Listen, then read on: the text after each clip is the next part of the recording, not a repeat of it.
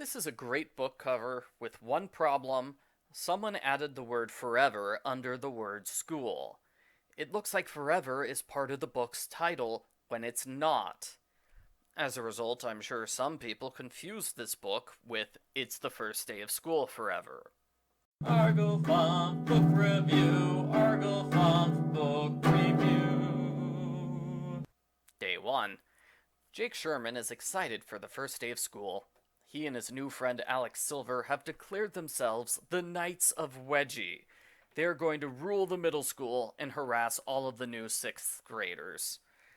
Alex and Jake doth speaketh in a strange manner as they survey their new victims. They focus on a timid new kid named Ollie.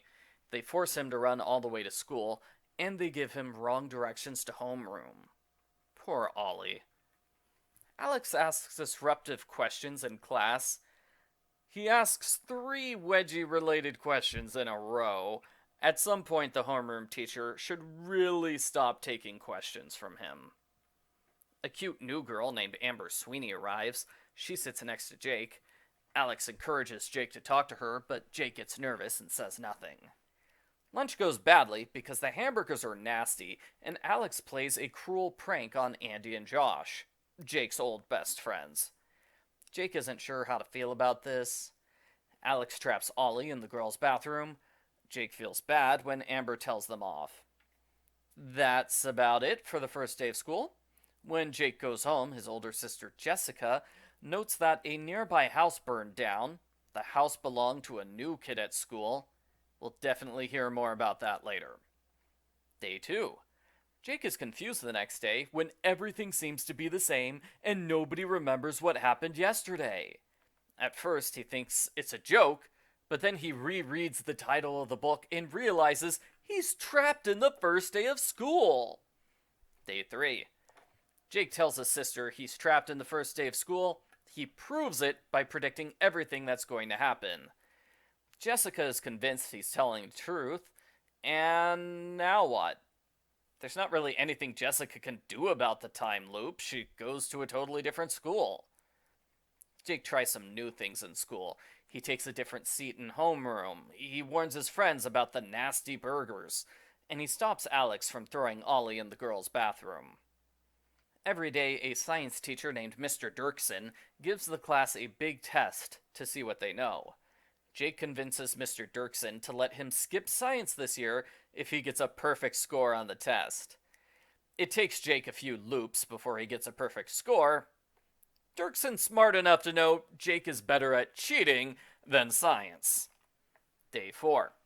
Jake makes half of an effort to convince Jessica that he can predict the future. At the end of the day, she is terrified of him because he knew about the house burning down before it happened. She tries to get him arrested as an arsonist. Jake figures he might as well talk to Amber, because if he makes an idiot of himself, no one will know about it. He's happy to discover Amber is a nice, friendly person, not a stuck-up, snotty, beautiful girl like he thought. Alex gives Jake a lot of grief, calling him a ladies' man and trying to make him look bad in front of Amber. I think Alex is just jealous that Jake can talk to girls without being scared. Alex challenges Jake to take Amber to the nearby cliff where people make out. Day 5. Jake officially bets Alex he can take Amber to the cliffs today. Jake uses his knowledge of Amber to impress her. He talks about her hometown, he brings her favorite food to lunch, and he makes himself look good by defending Ollie when he knows Amber's around. Jake takes Amber to the cliffs, but they don't kiss or anything, they just look at the view. This is a G-rated book, after all. Well, maybe PG-rated. Alex did make some gross-out jokes about wedgies on the first day. Jake also bets his friends he can get a perfect score on the science test. They get mad when he wins, and they complain he must have cheated somehow. Remind me to use that excuse the next time I play sports. I didn't lose. The other person cheated by using time travel. At the end of the day, Jake feels pretty lousy about using his friends and Amber in order to get money. Jake mostly stops being friends with Alex after this. He goes back to hanging out with his old friends and his new friend, Amber. Good for him. Day 6. Jake panics when he realizes the house that burns down probably belongs to Amber. He rushes to her house before school to prevent the fire, but he's got the wrong house. Now her parents think he's a crazy person. At the end of the day, he realizes Ollie's house is the one that burned down. He tries to help the heartbroken Ollie. Day 7. Jake goes to Ollie's house before school and he forces Ollie to check the house twice. As a result, Ollie turns off the toaster oven and his house does not burn down. Hooray! That is such a good deed. Jake escapes from the time loop. The next day is the second day of school. Jake is glad he will never be caught in a time loop again. At least until summer camp starts. The end. Post-book follow-up. I liked this book when I read it as a kid. I liked the premise of reliving the same day over and over again. There have definitely been times when I wished I could redo a day of my life so I could do things differently. It was a creative idea which captured my imagination. Now that I'm an adult, I can see that the time loop premise is less creative than I thought. As the first paragraph indicates, the author was copying the movie Groundhog Day, which came out a year before the book.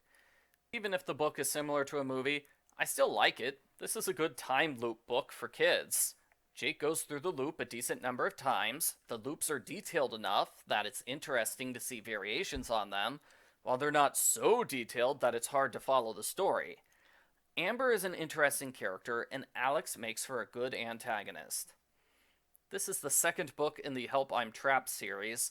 It stands out as an odd book for the series, since it's the only one that doesn't have anything to do with body swapping. In fact, this book and its direct sequel were published together as a standalone novel, because they really don't match with the other books of the series. It also stands out as odd because Jake is 2 years older with a totally different personality.